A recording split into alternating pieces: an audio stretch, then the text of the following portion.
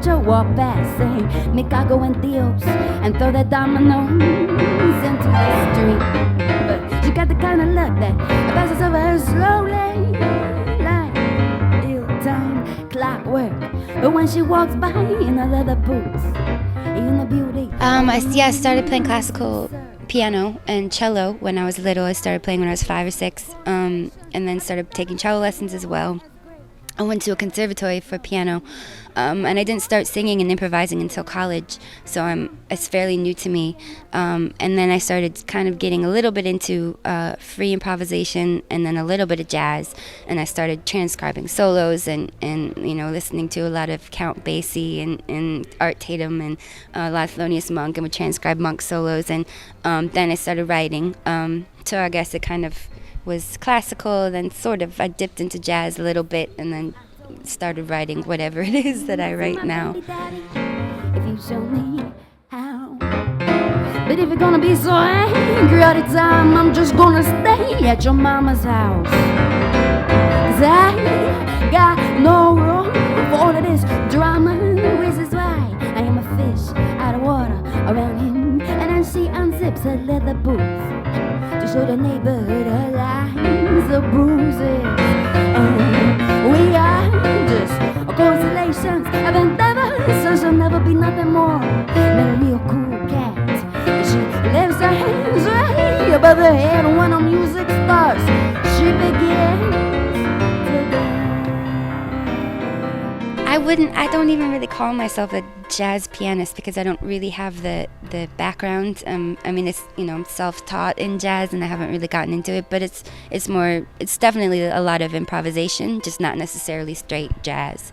And it's not I still do occasionally perform classical music, but it's difficult for me because it's in order to be a classical musician, you really have to devote your entire life to only that. And classical musicians, especially pianists, practice 8-9 hours a day, and that's all they do. And I'm more interested in getting into other genres. So with what I do now, it's more possible to do different kinds of music.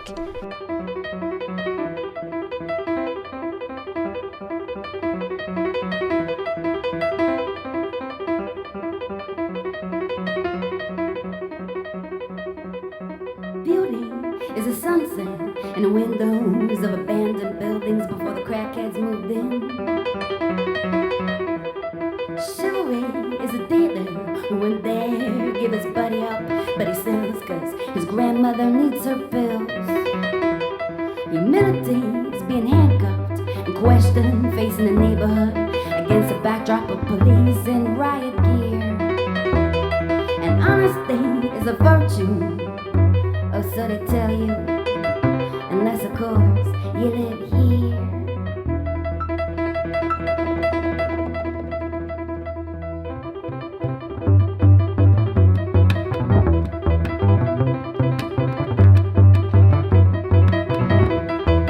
Bloomberg knows everything, says a man toting 3 children out of the house, down the street and around the bend.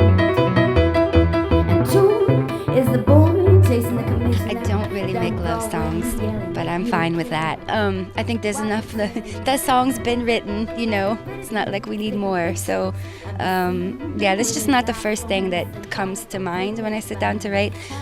Usually when I do write, actually it's usually when I'm on the road, when I'm driving or something, and I'll have a line or a phrase or something, and I'll write it down when I'm getting gas. And then eventually I'll have just kind of receipts and pages and manuscript paper of all kinds of words or phrases, and then sometimes I'll put them together, or they will happen to work together. And then I'll have simultaneously like a musical riff, a piece that I'm working on, and I'll try to fit them together depending on the mood.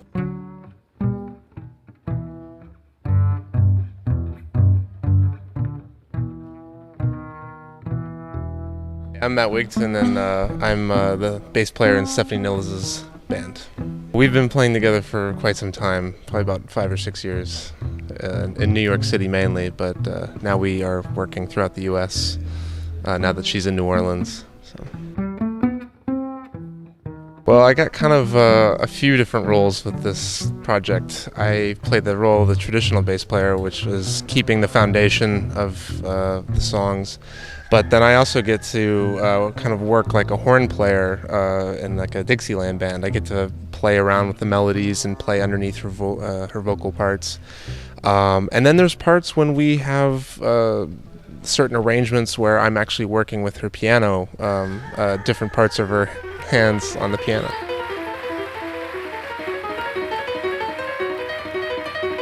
So tonight you can expect quite a few things. Plus I also do some rhythmic playing on the actual bass itself, like hitting it and playing different percussion parts. We done read this is a Busta Rhymes song. Tell me what you really wanna do. Come here, mama. Talk to me, talk to me.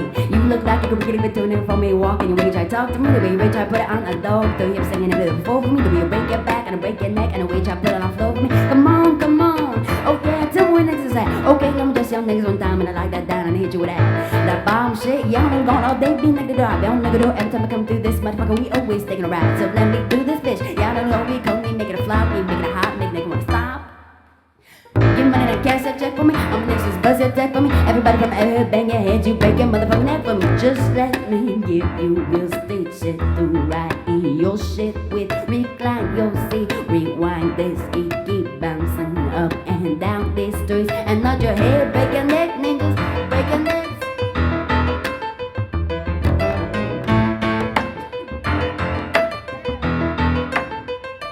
Come along now, let's throw it back. We have a lot of fun together. Usually it's a lot of energy, and I think he's hilarious. He's also an extraordinary musician, so it's fun we bounce off, things back and forth. So it's kind of like watching a conversation.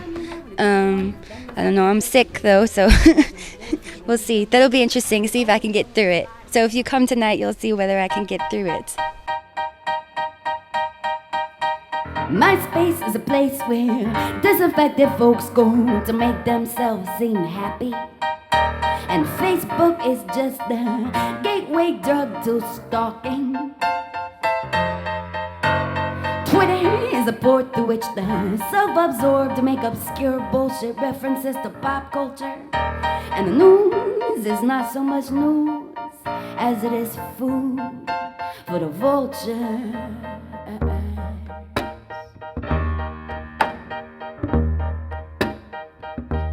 It's a reference to a indie rock band called Grizzly Bear that has heavily produced records, and there's sort of this whole brash of indie rock bands that come out of particularly the States, but really everywhere, who don't have a lot of experience touring and who really can't play their instruments live and haven't had a lot of performance experience, but they come into being and become well known because of the internet, because of bloggers.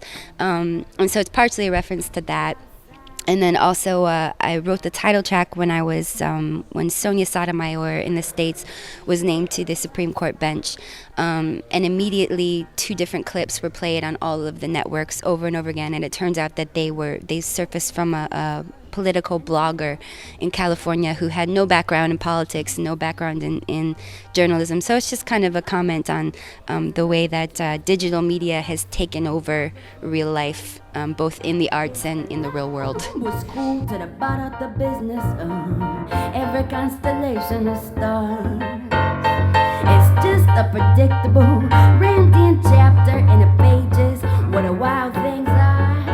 And I ain't the type to take pictures of the sky, and I'm not that. Facebook is just the gateway drug to stalking, which, I think it's everything in moderation is fine, but my problem with it is when it serves as a substitution for other things. So whether it's a substitution for performing live or a substitution for doing research in the name of journalism or, something like that. So I understand that the internet is a necessity, and it's really a wonderful tool for independent musicians in particular, because the grassroots movement happens more quickly, but there's definitely, goods and evils that come out of it. And Facebook is just the gateway drug to stalking. Yeah, the interesting thing is I don't really use it that much. I'll use Facebook and Twitter to say I'm playing here tonight or whatever, or to get a mailing list going. Other than that, I don't say anything else usually because I wouldn't normally. That's just not the kind of person I am. But it's been interesting. I have noticed local promoters will promote things through Facebook, or other people will put up videos on YouTube. I've never put up a video on YouTube. So it's nice in a way because I'm so lazy at self-promotion. Other people do it for me and I don't have to pay them and I don't even know them, so I think in a way it helps me, ironically, in doing nothing. But yeah, so it's useful. I just don't think it's the most important thing.